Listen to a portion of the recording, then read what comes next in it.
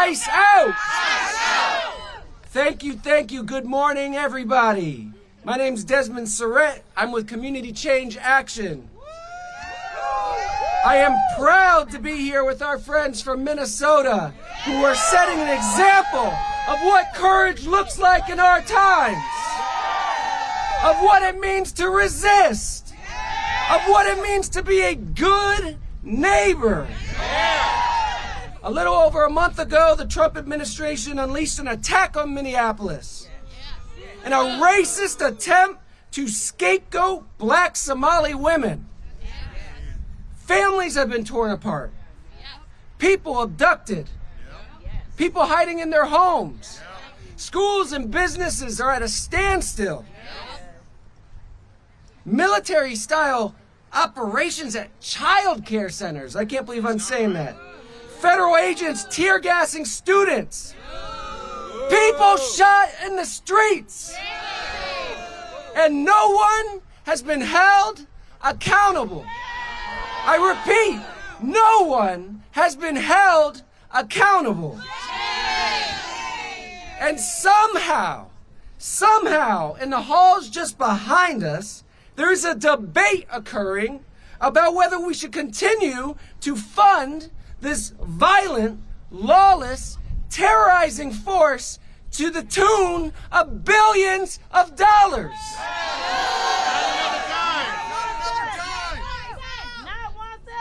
For anyone with a heart or a moral compass, there should be no debate. But here we are. So our friends from Minnesota, the heroes that they are, traveled across the country to here in D.C. to send a message to our representatives. ICE out of Minnesota! ICE out! ICE out of everywhere! ICE out! Not one more dollar for ICE! And I want everyone here to know that Minnesota is not alone. What Trump is doing is deeply unpopular. From Minneapolis to Los Angeles to Maine, families and neighbors are standing up and bravely confronting these violent attacks by ICE, putting their bodies on the line, opening their doors, sharing groceries and medicine, closing their wallets to businesses that support ICE. The least our representatives could do is confront this administration, use the power of the purse, and cut off the flow of funds to ICE and CBP. And while our families are stretching the dollar in order to survive this affordability crisis, the Trump administration has robbed our kids and families of the money they need to survive. They took away our Medicaid. They took away our food stamps. And they used it to fund this terror campaign. But as you can see behind me, our movement is stronger than their cruelty. I said our movement is stronger than their cruelty.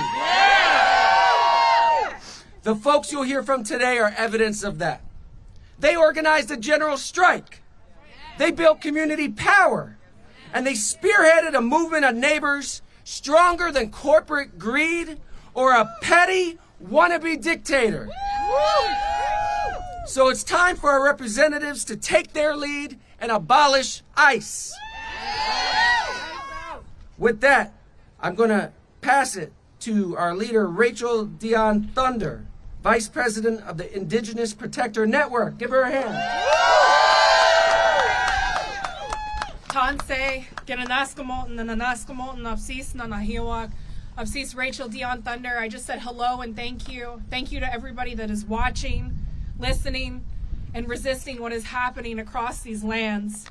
I'm the Vice President of the Indigenous Protector Movement. I'm also a second-generation American Indian movement. I come here speaking for our relatives in Minneapolis and across all Indigenous lands to acknowledge where we are and that as Native people, as Indigenous people, we have existed long before the United States government ever existed. That's right. What is now known as Minneapolis and Minnesota is the unceded, stolen land of the Dakota people. And even now, where ICE and the federal government have based their operations at the Whipple building, is at the site of the historic Fort Snelling, which was a site of genocide, forced removal, imprisonment, and a concentration camp. This history is not just in the past, it is repeating now. And what is happening is not new for Indigenous people or Native people. The criminalization, surveillance, and detention has been going on since the beginning of colonization over 530 years ago. Even today, Native and tribal citizens are actively being detained by ICE, and this fact should alarm everyone. As Indigenous people, migration is our right. Indigenous people moved freely long before these borders were enforced. These borders were imposed over us. These borders crossed us. We did not cross these borders. And no federal agency gets to decide the sovereignty of who belongs on Indigenous lands. Native communities across the country, what we call Turtle Island, and the Native community in Minneapolis has stayed activated because we have always been activated. We are not new to standing up against the federal government. Even today, there's organizations that are helping with mutual aid, community safety, collective care, and we protect each other because history taught us that we had to. I can speak even from my own legal observer work in Minneapolis of being threatened several times by ICE agents that they would arrest me, that they would break my windows if I continued to record them legally on my phone. I want to name what is happening. The presence of ICE is a violent federal occupation on stolen land. This is not about public safety. These are militarized ICE operations that are terrorizing our families, traumatizing our children, targeting our elders, and harming legal observers. ICE is not enforcing law and order in our communities. It is enforcing fear on stolen land. I want to be clear that fear is a tactic used by authoritarian regimes to exert power. The true power lies with the people. And it is that power in Minneapolis and across Minnesota that is putting an end to this, that we are winning on our streets, and now we need our electeds to back that up here in Washington, D.C. Our demands are simple and they're non-negotiable. We immediately want ICE out of all of our communities. We want ICE out of all Indigenous lands across Turtle Island, across the United States, to immediately end the occupation and to end the violence. As Native people, we have historically been painted first as savages, then as radicals, and now, along with my other fellow Minnesotans, as domestic terrorists. And I want to be clear that they're the violent ones. They are the ones that have stolen our children. They are the ones that have attacked our communities. They are the ones that are armed with deadly weapons. They are the ones that have murdered our neighbors. And they are the ones that continue to destroy the earth. This is our commitment. We will continue to organize. We will continue to resist. We will continue to pray. And we will continue to remember who we are. So in that remembrance, before I close, I want to honor the relatives who have been killed by ICE and who have died in ICE custody just this year in 2026. Parity Law died while in ICE custody in Pennsylvania. Keith Porter fatally shot during a federal law enforcement operation in Denver, Colorado. Herbert Sanchez Dominguez died while detained by ICE in Georgia. Victor Manuel Diaz died in ICE detention in Texas. Luis Beltran Yanez Cruz died after being held in an ICE facility in California. Luis Gustavo Nunez Caceres died while detained by ICE in Texas. Gerardo Lunes Campos died while in ICE custody in the United States. Alex Preddy, publicly executed by federal immigration agents in Minneapolis, Minnesota. And Renee Nicole Good, fatally shot by an ICE officer in Minneapolis, Minnesota. At this time, I want to take a moment of silence.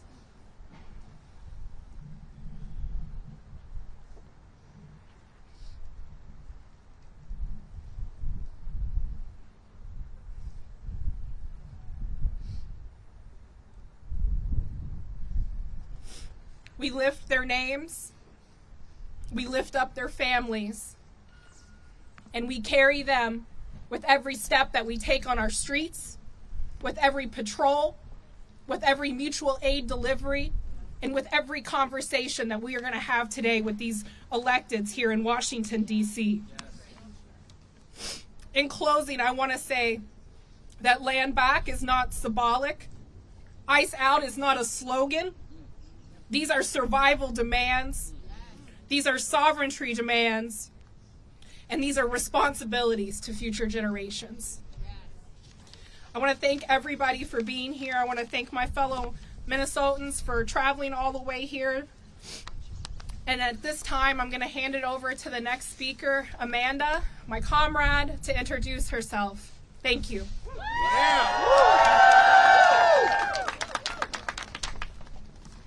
Hello, and thank you for being here today. My name is Amanda. I am very loud. And I am the director of a childcare center in Minnesota. On Tuesday this week, 4 ICE vehicles followed a car into the parking lot of our childcare center. Our center went into its 4th ICE lockdown of this year. All of these because ICE agents were on or near our childcare center. Every time it leaves me, our teachers, staff, and families scared and angry. In over 30 years as a child care professional, I have never had a lockdown until 3,000 ICE agents descended on Minnesota in January. And the truth is, other child care centers have experienced much worse. They have had ICE agents take teachers and parents from their buildings. They have had multiple families abducted by ICE, and they have been hounded and harassed daily. So this all began with the administration attacking and trying to undermine faith in Minnesota childcare with a racist disinformation campaign targeting our Minnesota Somali childcare providers. The administration froze childcare funds and unleashed ICE to terrorize our communities. It was nothing more than a political ploy to sow hate and fear. But Minnesotans surprised them. We stood up and protected our neighbors and spread love and kindness. Hell yeah. In the best of times, working in childcare is both challenging and extremely rewarding as we help children learn and grow. And unfortunately, these have not been the best of times. Childcare workers like me throughout Minnesota have added new responsibilities to our already hectic days as we try to find ways to keep our children, families, and staff fed, housed, and safe. It's exhausting. It breaks my heart that anyone is afraid to leave their home out of fear they will not return at the hands of our U.S. government. And the damage caused by ICE in our communities will take a long time to heal and repair.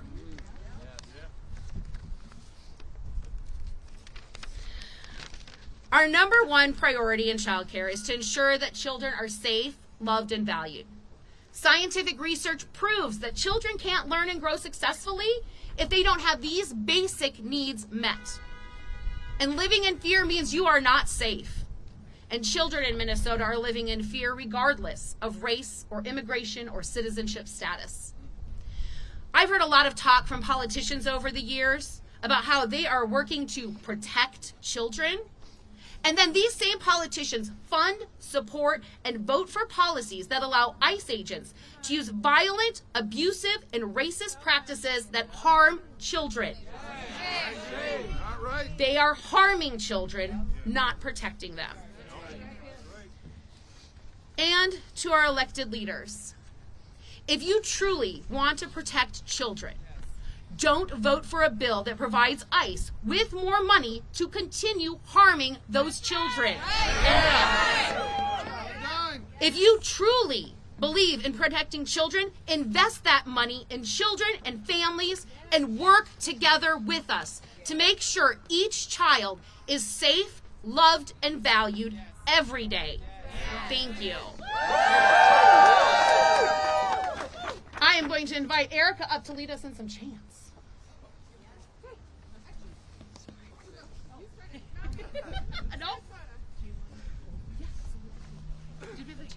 Ice out! Ice out! Ice out! Ice out! Ice out! Ice out! Ice out! Ice out! Ice out! Ice out! Ice out! Ice out! Ice out! Ice out! Who's friends? Our friends! Who's friends? Our friends! Who's friends? Our friends! Who's friends? Our friends! Who's neighbors? Our neighbors! Who's neighbors? Our neighbors! Who's neighbors? Our neighbors! Who's childcare centers? Our childcare centers! Who's childcare centers? Our childcare centers! Who's childcare centers? Our childcare centers! Who's schools? Our schools! Who's schools? Our schools! Who's schools? Our schools! Who's streets? Our streets! Who's streets? Our streets! Who's streets? Our streets! Who's kids? Our kids! Who's kids? Our kids! Who's kids? Our kids! Who's kids? Our kids! Who's family? Our family! Whose family? Our family! Whose family? Our family! Whose hoods? Our hoods! Whose hoods? Our hoods! Whose hoods? Our hoods! Whose churches? Our churches! Whose churches? Our churches! Whose synagogues? Our synagogues! Whose synagogues? Our synagogues! Whose synagogues? Our synagogues! Whose mosques? Our mosques! Whose mosques? Our mosques! Whose mosques? Our mosques! Whose stores? Our stores! Whose stores? Our stores! Whose stores? Our stores! Whose streets? Our streets! Whose streets? Our streets! Whose government? Our government! Whose government? Our government! Whose government? Our government! Whose government? Our government! No funding for ICE!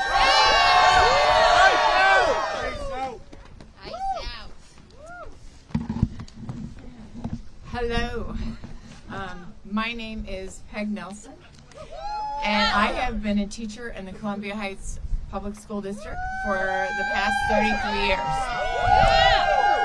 In my 33 years as a teacher, I have never experienced any disruption in learning or threat to any of our students' safety like the current ICE occupation in Minnesota. These actions have changed the very fabric of our Columbia Heights schools and have made every student, teacher, parent, community member less safe. Columbia Heights schools and all of us have adversely affected the learning and impacted all of the students regardless of their immigration status. It is not normal for elementary age kids to see a large portion of their classmates gone. It is not normal for our hallways to have refrigerators, freezers, and stacks of boxes with food and supplies for our families that are afraid to leave their homes. While teachers are trying to maintain normalcy for our students, there's a level of fear constantly that permeates our buildings. Many families are afraid to send their children to school. One day last month, we had 200 students absent from our school out of our 570 students. On average, we have about 130 students absent each day from our schools. They're afraid to come to school. Our school population is 66% Hispanic. They are being disproportionately impacted. Our district recently began offering an online option for our students who do not feel safe coming to school in person. But as COVID showed us, virtual learning is not the same as being in class. Students fall behind because they're unable to attend the class safely. A colleague who teaches special education at our high school reported they had immigration agents actually pull vehicles into the courtyard at the high school, and the agents were there in the courtyard where our students eat the lunch when it's warm, and the students could view that from their school windows. Obviously, the students were very bothered by the fact that the agents were on the property, and again, they felt unsafe. The colleague also reported that several high school students have been pulled over and questioned by immigration agents.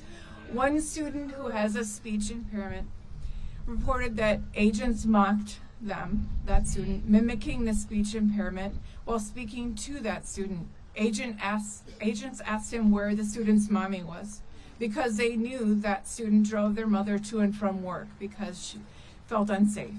The message was that the agent would eventually detain his mother. The student arrived at school shaking and crying from this terrifying and cruel encounter. This harassment goes beyond just the students and their families. Our principal, our superintendent, our school board chair have all been followed and harassed by ICE agents, often after speaking publicly. Just yesterday, our retired principal, who was pulled over and harassed by agents after giving our students, on his time that he's retired, rides home. Even our teachers who are simply delivering food to our students have been followed. We don't know how much longer we can sustain our efforts in the face of federal intimidation. As educators,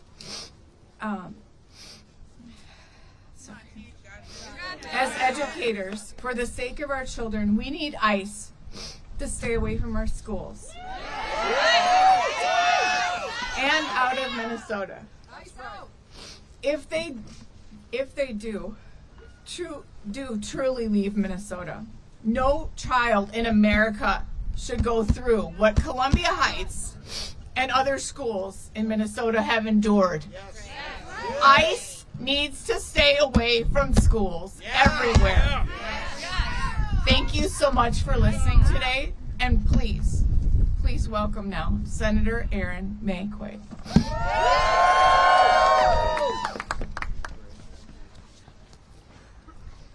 Well, good morning, everybody. I'm Minnesota State Senator Erin May Quade. I represent the suburbs, Minnesota's Apple Valley, Rosemount, and Eagan. What we are experiencing in Minnesota is just the test case for what Republicans want to unleash on the rest of the country. Republicans cut our healthcare funding, our food, children's cancer research, rural hospital funding, higher education, and to give billions of dollars to ICE. And all that money for what? To destroy our small businesses, detain our friends, kidnap our babies, and murder our neighbors. They're in the elementary school parking lots, sitting at the bus stops, chasing us inside our grocery stores, terrorizing our streets, haunting our hospitals, violating court orders, breaking our laws, and violating the Constitution. And why? Why are they doing this? The Trump administration's public statements, their stated goal of removing 100 million people from this country. There are only 50 million immigrants total in the United States of America, most of whom are lawfully present. So we know from Trump's own words that they want to remove Black, Brown, Asian, and Indigenous people from this country, citizens, lawful permanent residents. That is what they have started in Minnesota. That is what they want to bring to the rest of the country. Despite a so-called drawdown, we can tell you nothing on the ground has changed in Minnesota. I had to put my phone on silent to give this speech because I'm getting messages right now. They're by the daycare. They're down the street from the school. They're in the apartment complex parking lot. They're knocking on doors, going door to door. That is happening right now. That is why Minnesotans are organized. Despite the lies of this administration, the Minnesotans that are organized are hockey moms with minivans and whistles. We are daycare dads with pickup trucks delivering groceries. We are teachers providing support to families in hiding. We are students with signs at walkouts. We are grandmas with Costco accounts. We are pastors, imams, and rabbis with unwavering faith. We are labor members with iPhones. We are Minnesotans. We are brave. We will stand in the gap forever for our neighbors. We are here from every corner of our state demanding ICE out of Minnesota and in no other state. Not one more dollar for ICE and CBP. And give us our neighbors back. Now I will introduce SEIU member Hamse.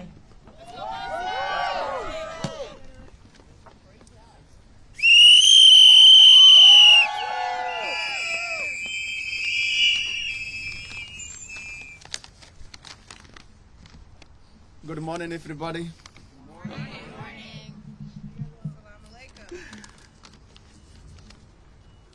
My name is Hamza Hussein. I'm proud of SEIU Local 26 member.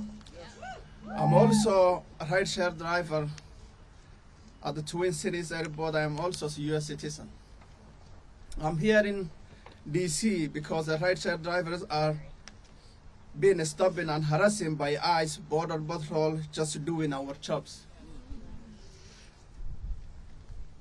We are not breaking the law. We are working, helping people get their flights and keeping airport running. We are not only one hunting on our states. An increased ICE activity has created widespread fear, anxiety, and public crisis. Many residents avoid daily activity like working, schooling, and seeking health because they are scared. No one should have to provide or prove their citizenship just earning living or go doctor or walking street. That is not what the country stands for. This is intimidation and profiling, not safety. We also mourn those who were killed by ICE. Their death shows how dangerous this situation is. And why we need to end this chaos. I'm here standing with my city. This has to stop. Our airport, schools, and communities should be a place of safety, dignity, and respect. Our tax dollars are to be used to reflect American value, not tear families apart or killing the citizens. We need ICE out of Minnesota. We need ICE workplace and out of Minnesota. Thank you all.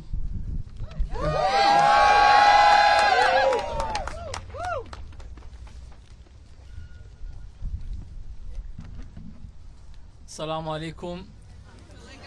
Good morning. Bismillah ar-Rahman ar-Rahim. Peace be to you all. My name is Imam Salah Muhammad. I'm from Rochester, Minnesota, an organizer with Isaiah, Minnesota. I want you to say, we stand up when I say, when dignity is threatened, We stand up. when families are hurting, We stand up. when justice is needed, We stand up. that is Minnesota. Thank you. Members of Congress, my fellow Americans, my name is Imam Salah. I am a faith leader. I am an imam. And most importantly, I'm a father, a son, a husband. A few weeks ago, my phone rang. It was my mother. Her voice sounded urgent. She said, come home, I need help finding something. When I got there, she was searching through drawers, papers, old folders. I asked her, what are you looking for? She said, my passport. Then she paused and asked me a question I never imagined I would hear from her. Should I carry the real one in my purse or a photo of it, a digital on my phone? My mother's in her late 70s. She lived in this country nearly 30 years. She worked her entire life. She helped build the very school she still works today. She is a U.S. citizen. She is a law-abiding citizen. She has never had any citation, even a parking ticket. And yet in her own home, in her own town, not traveling anywhere, she felt like she needed to carry a proof that she belongs. That moment broke something inside me, because for the first time in her life, she felt like her belonging could be questioned. For more than 20 years, whenever I return from traveling abroad, I am pulled aside, taken into a room, questioned, where did you go, Salah? Who paid for it? Why were you there? And we are constantly told, just carry your papers and you'll be fine. If you are documented, you should be okay. But many of our neighbors learned it, didn't always feel that. It wasn't simple. If you look like me, if you spoke with an accent like mine, in those moments, papers didn't always matter.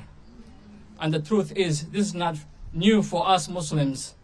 Since 9/11, many of us have been questioned, stopped, detained, and made to feel suspect simply because who we are. History shows a painful pattern in this country. Fear is often turned on one community at a time. There was a time when it was Black Americans were property under slavery on Jim Crow.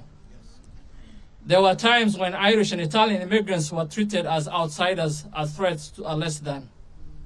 Today, many in our Somali community feel that same weight, different generation, same pattern. But history also teaches us something else. Every time this country has faced that moment, people of conscience stood up and said, this is not who we are. We cannot ignore what happened in Minnesota.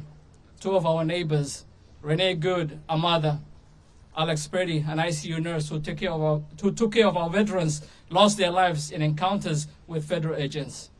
Their deaths shook our communities. This is not politics. This is pain. This is about trust. This is about dignity. This is about whether power answers to the law. Because in a constitutional democracy, no one is above the law. No badge, no agency, no institution. And when communities feel targeted, something changes. Restaurants have become empty. Small businesses are struggling. Grocery stores are quiet. Children become afraid to go to school.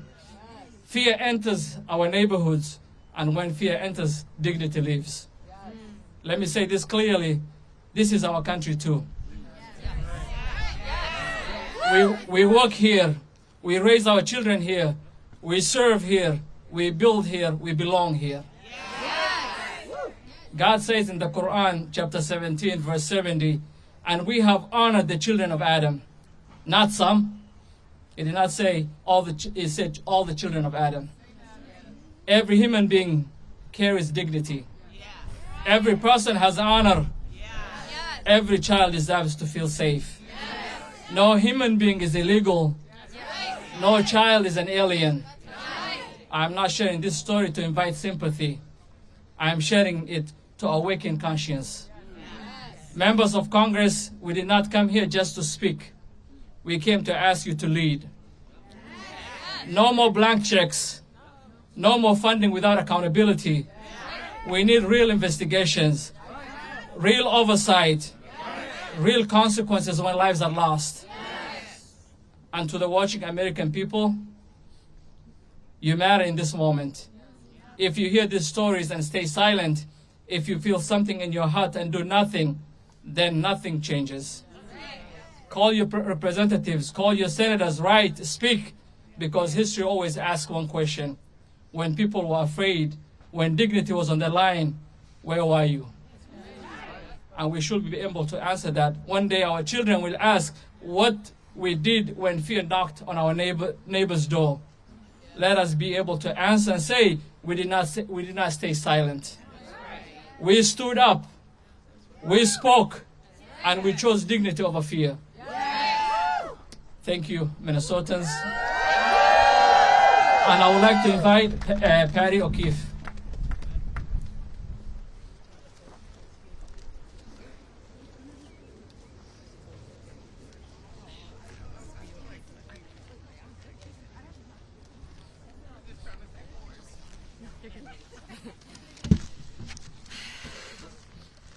Hi everyone, my name is Patty O'Keefe.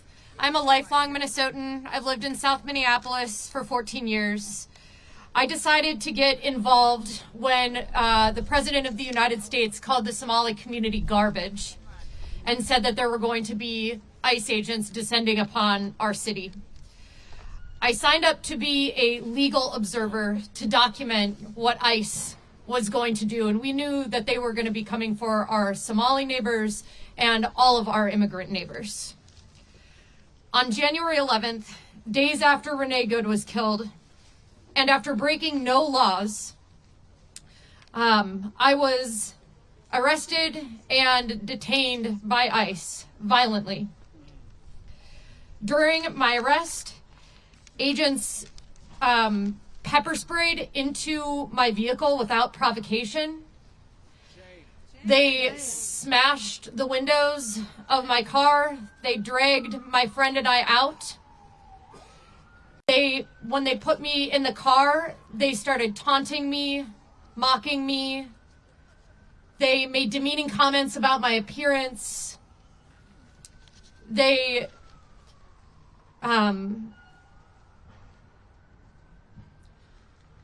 said the worst thing. One of the agents said, "You guys gotta stop obstructing us. That's why that lesbian bitch is dead." Speaking about Renee Good.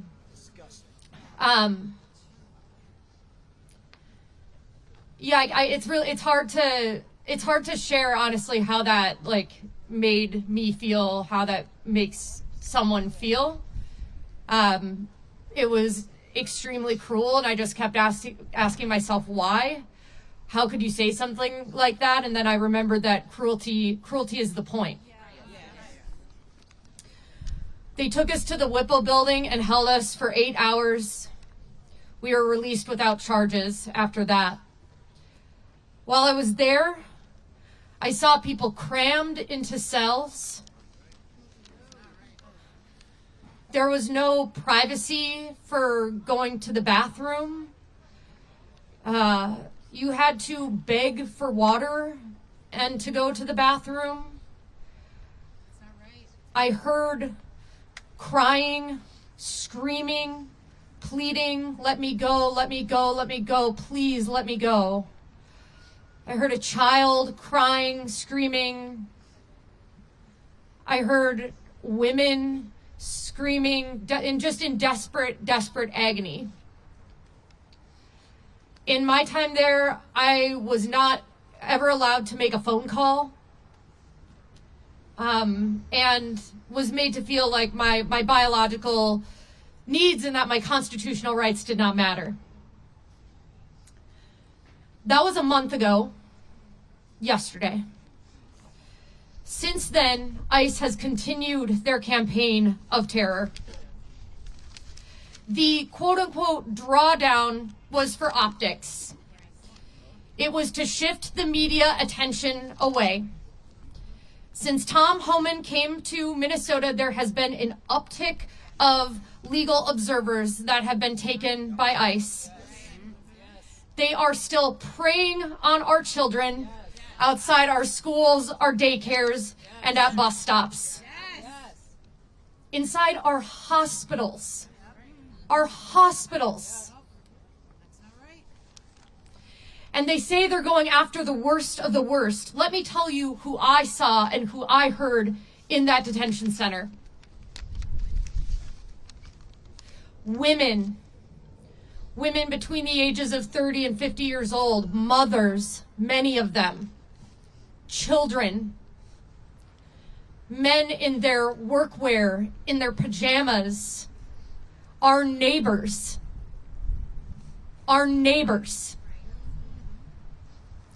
These are not criminals. So no, it is not slowed down. In Minneapolis, Minnesota, we'll keep fighting back against this complete unraveling of our constitutional rights and of our dignity. But we won't let them take that from us, our dignity. We here today, we have left the communities that we are defending. We are all playing roles in our community back home. We have come here today to tell Congress that we need support. All the money that the GOP has stolen from us, from our health care, our child care, food assistance, has supercharged this campaign of terror in Minnesota and across the U.S. What is on the table today is an additional billions of dollars in funding. And to that, we demand not a penny more. No more. In Minnesota, we have been bravely confronting ICE. The least our Congress members can do is confront the Trump administration by using the power of the purse to curtail this campaign of terror. So, stand with Minnesotans. Stand with the majority of Americans. Stand with justice. And say not one penny more. Thank you. And I'm going to be introducing Ruth to come up. Actually, slight change of plan. I'd like to pass the mic to Representative Morrison, representing Minnesota's 3rd Congressional District.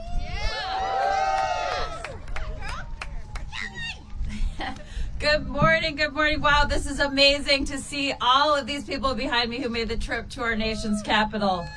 Yet again, doing what Minnesotans do best, going to incredible lengths to stand up, speak out, and protect our neighbors. I want to say how proud I am of our state always, but especially right now. Minnesota is showing the world what it looks like to stand up against a tyrannical administration of cruelty, hate, and lawlessness with strength, dignity, and love. You see it in the faces of everyone here. Teachers, small business owners, tow truck drivers, labor leaders, legislators, people who are using every resource, tool, and opportunity they have to try to help their neighbors. These are dark and harrowing times, but it is the unwavering strength and resilience and compassion of Minnesotans that gives me hope and fuels me every single day. So thank you to each and every one of you for all you are doing. You are making a difference. What's happening on our streets is wrong. The Trump administration's campaign of terror and retribution against the people of our state is wrong. Every single day, we are seeing unconscionable civil rights abuses, constitutional rights abuses, human rights abuses. I saw it last week when I performed oversight of the Whipple detention facility in Minneapolis. People in leg shackles, people sleeping on frozen concrete floors with no blankets, no real food, no real medical care. The cruelty and lack of humanity is a disgrace to who we are and is beneath what we should expect in the United States of America.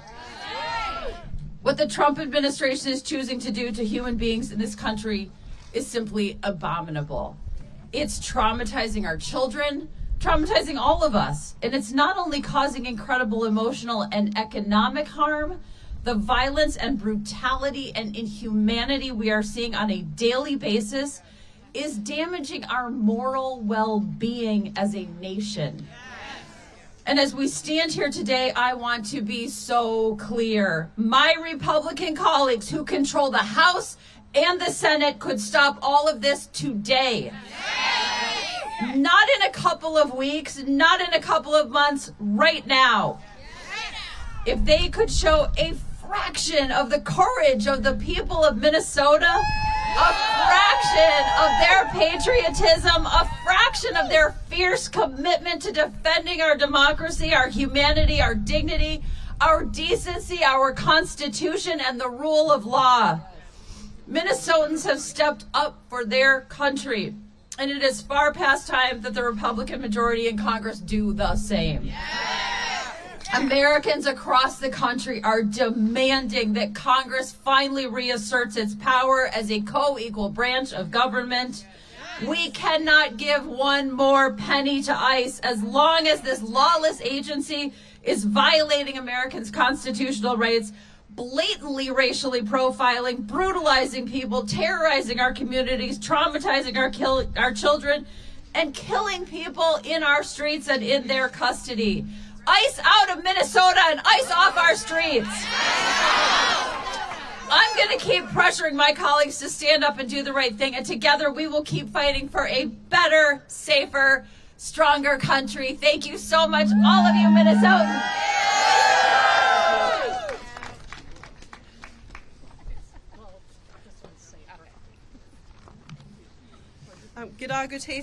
Good morning. Good morning. My name is Ruth Anna Buffalo. I stand here as a Native woman, a parent, a community leader, and as your relative. I'm speaking for my family, for my community, and for our ancestors, and for the people of Minnesota who are too afraid to leave their homes right now. What is happening in Minnesota is not policy, and it is not lawful. The behavior and tactics we are experiencing are creating fear in our neighborhoods and in spaces where our people go for resources and safety. Parents are afraid to let their children play outside. Families are afraid to go to work or the store. Community spaces are going into lockdown. Our unhoused relatives pushed further into danger, being taken for no reason and no accountability, and we still have missing relatives at this time from our unhoused population. Where is the accountability?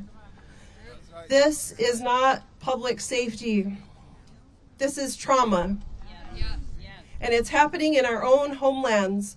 When Renee Good was killed, our community witnessed chaos, vehicles left running, blinkers flashing, people frozen in shock. It felt like a war zone, and it is a war zone. And the normalization of that violence must stop. ICE activity has targeted Black and brown people in Minneapolis, including law-abiding United States citizens, community members, and members of federally recognized tribes. And I need to say this clearly. We do not blame ICE alone.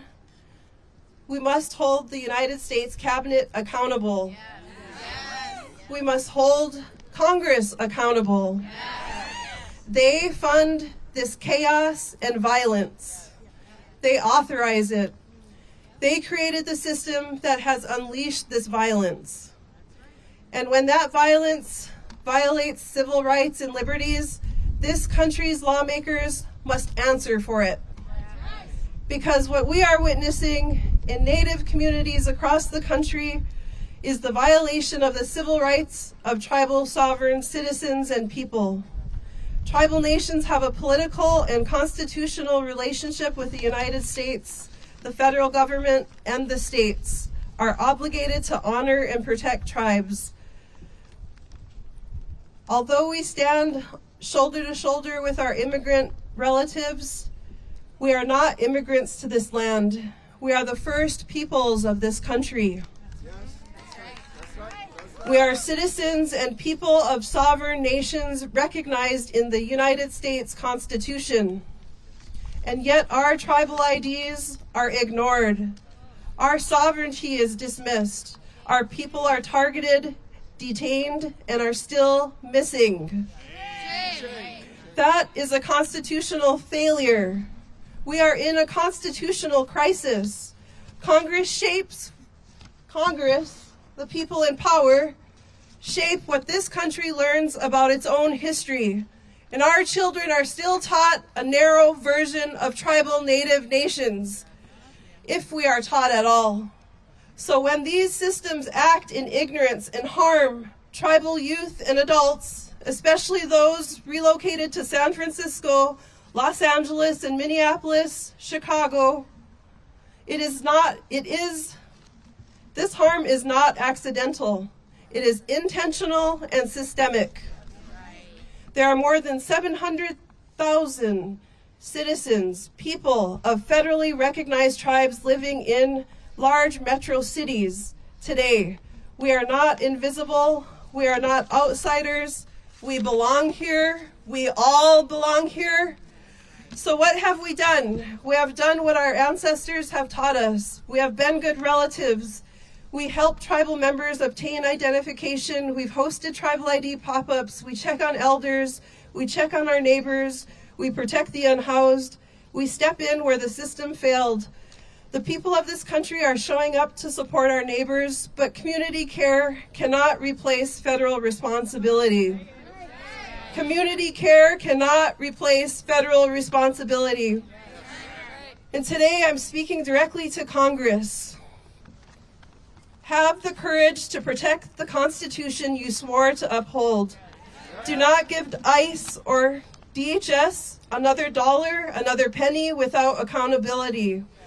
Not without civil rights protections, not without recognition of tribal sovereignty. Not without consequences when unlawful violence occurs and continues to occur. This is about the Constitution. This is about innocent people. This is about innocent children.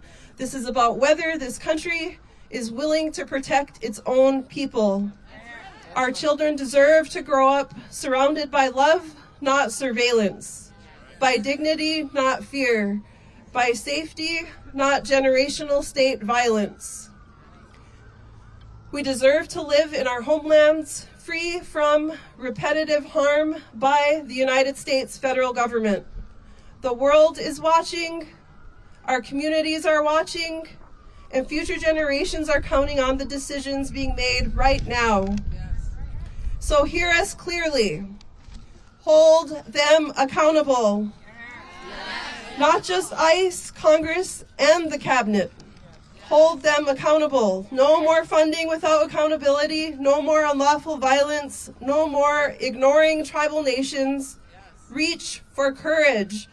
Vote to protect the Constitution. Vote to protect innocent people. Vote to protect the future of this country. We are still here. We are sovereign, and we will not be silent.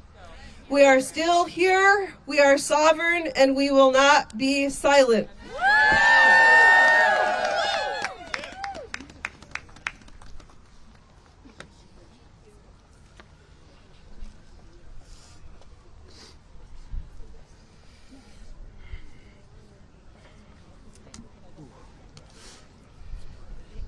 Oh, boy, it is cold today. Ooh, yeah, that's coming from me. Jeez. Buenos días. My name is Samuel Hernan Cardoso. I am a leader with Unidos Minnesota. As I prepared for this speech today, I asked myself one question. If I was alone in a room with members of Congress, how would I tell them? How would I tell them that regardless of this initial withdrawal and what people thought what was going on from... Sorry. How do I tell them that... Oh, jeez. You got it. How do I tell them that regardless of this initial withdrawal and what people thought what was going inside of our state from the outside, that we're still occupied and have been occupied for the past 6 weeks? Yes. How do I tell them that my family business that we've owned for the last 20 years is in danger of closing? That our building, which houses 34 small businesses, a cooperative called Mercado Central, is our home, is more than just a building. It's a haven and a cultural hub for the Hispanic community. A place that has helped humanize us, not just to the outside world, but to ourselves. At Mercado Central, we all belong. And now because of the violence, fear, and scapegoating, all these small businesses are at risk of going bankrupt and closing down. How do I tell Congress that since December I've had to endure the weight of uncertainty, not just about my future, but also the physical safety and well-being of my family, my friends, and my neighbors all over Minnesota? A weight which makes it hard to breathe at night. Something all of you share with me, I'm sure. And how do I tell them that these businesses, I'm sure we've lost like 98% of our clients in sales, and that every time they come into our businesses, we see the fear in their eyes. Families, we see it. We see how families are stretching every dollar, making impossible choices between basic needs like groceries, rent, or car insurance. Seeing Mercado Central grow quiet has been a heartbreaking experience. A place that was once full of life now feels uncertain and fragile. That loss isn't just emotional, it's economical. And when small businesses struggle, our entire entire local economy struggles and crumbles. And how do I tell Congress that I'm an American too? That I was born here? That this is my country too? To everybody behind me, I'm fighting alongside you today because 20 years ago, my family made the choice to make Minnesota their home. A land of opportunity in which my siblings and I could have a better, peaceful, and productive life. And it's time that Congress fights for the interests of regular working people, and because of that, I'm here to demand ICE continue to leave Minnesota. We want real accountability for the brutalization and murders of our community. We want no more additional funding. And we want nuestra gente, who are stuck in an unjust limbo, a clear path to citizenship. Thank you.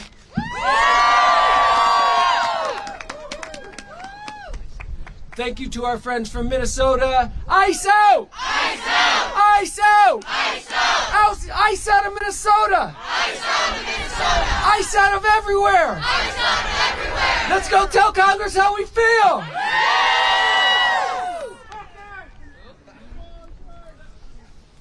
Oh my goodness. Bless you, bless you, bless you. You're not planning properly.